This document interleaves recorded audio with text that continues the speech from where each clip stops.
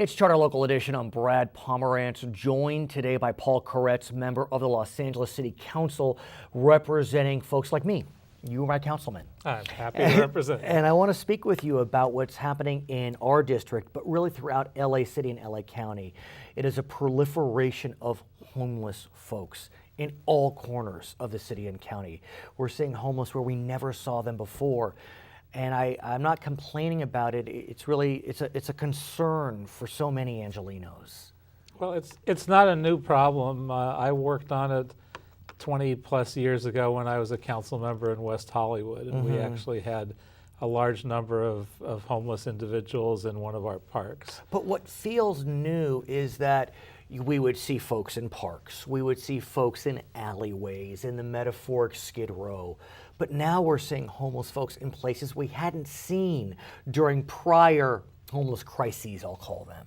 Well, I think there's a few reasons for that. One is there was an effort to not just concentrate the homeless in the Skid Row area. So at some point there was a certain amount of pushing them out to other areas. I think also downtown has gentrified. Right. It's become a very different place, and so the homeless have sort of fanned out across the city. And there's one area where there was kind of a tent city set up near where I live, kind of near one of the metro stops, the Expo extension. And there must have been 50 to 100 people there, and then they were gone. And I thought to myself, what happened? Where are they now, and where is all their belongings? And that's an issue that the city struggles with, because you can't really criminalize homelessness anymore. No, if you start to take stuff from them, there's the whole notion of, what do you do when you are clearing an area? And we lost some lawsuits, right. So it actually makes it more difficult for us to remove encampments, even though there are a lot of health problems right. with them. So it's hard to say. We do every once in a while do a sanitation cleanup, remove anything that's unhealthy and dangerous, and sometimes individuals won't come back. But sometimes this was a complete sweep. I mean, it was as if they had never been there. Right, and I've seen that in a couple other places, and I'm actually not entirely sure what makes it stick and doesn't, because sometimes the sanitation and other departments will do a cleanup and they'll be back in a week, and sometimes they just don't come back, they move somewhere else. So I can't tell you exactly why that is. I can tell you we can't force them out, and we can't take their belongings unless we have a nearby storage facility, and right now the first storage facility is downtown. So there's no place yet to do that. So what can the city do? I mean, I know funding sources are coming in through the state legislature, through the voters, and otherwise. But in the end, look, money helps, but there's got to be a more specific plan. Well, I think there is a plan to provide housing and then to provide services, and that's been pretty effective in other places, but coming up with enough funding is a difficulty. There's also an area that I want to focus on, and I think is the most cost-effective and the most humane. And I've found one small team of outreach folks that focus on this particularly, and they've found 25% of the people that they get off the street, they're able to do it through family reunification. And so what's that area? You said there's an area you want to focus on. What is that? Is that particular issue. Trying to, rather than just build housing and go through all the processes, trying to identify people that are willing to live with their family members and can identify them and their outreach to, and if they're willing to take them back. And in some cases, they're aware that their family member had a drug and alcohol problem or whatever.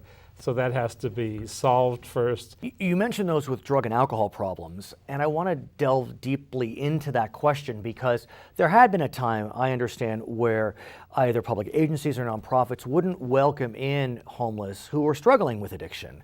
Now we're looking at a different approach. We'll take them in and help them through addiction, but has that approach been successful? Well, that has been successful, at least with this team, because part of what they do is they say, well, if we want to reunify you with your family, you have to go through the process first and clean everything up. So when they contact the family and the family says, well, it's just not going to work, they're strung out on alcohol or they're strung out on drugs, they can say, well, they've been through this program, they've been clean for 45 days. We believe if we reunify them with their family, they'll be able to keep clean and make this happen. And they say they have a 94% success rate with the people that have reunified with their families. You're aware, having served in Sacramento and otherwise, that there are a lot of different funding sources, and those funding sources can depend on how the situation is classified. There have been discussions about whether we need a homeless emergency classification. The mayor has said maybe we want this, maybe we don't. The governor has said maybe we want this, maybe we don't. I'm not sure how to get my hands around that question. What's the basis of the classification and why is there so much controversy surrounding it? Well, I'm not sure why the controversy, and the fact is this has become an emergency for us. We have people on the street everywhere you look in the city of Los Angeles. It's clearly not a good situation for them or folks in places where they could be a danger, where they take over a public park that's heavily used by children, et cetera. It's not a good thing.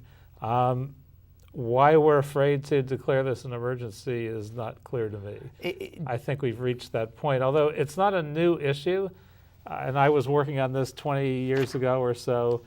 We helped create a transitional housing program that would eventually get people back to jobs and back to paying rent and in a normal unit and back into society. And we merged with another program to create the Path Mall, which does that now with a lot of different services and outreach. And they probably help 2,000 or 3,000 people a year. But even with all the good programs that are out there, we're not even treading water. We're gradually getting worse and worse. In one population, though, we are getting better, and that population is veterans. In the city of Los Angeles, there were 2,700 veterans who were homeless last year. We're down to 800. The numbers are the same in LA County. Why are we having success with veterans, and how can we take that success and apply it to the general population? Well, as far as I can tell, some of that success is because we're able to access federal funding programs. Fair enough. And that probably won't apply to the rest of the homeless population. But are there lessons otherwise that we can learn from those programs, even though they may have been federally funded? Well, certainly that you take the right steps and you can get people off the street and get them into treatment and get them mental health treatment, deal with whatever their problems are, and this can work. And a lot of the veterans have post-traumatic stress and some of the most difficult things to deal with. There are other folks among the homeless population that are easier. And that's part of why I believe in family reunification. You have people that don't have problems that are as severe. Right. And if their family knew that they were in pretty decent condition mental health-wise, and they may take them back. And they could take them back. Okay. That could be a great savings for everybody. His name is Paul Koretz. He's a member of the Los Angeles City Council. I'm Brad Pomerantz in West Los Angeles, Charter Local Edition.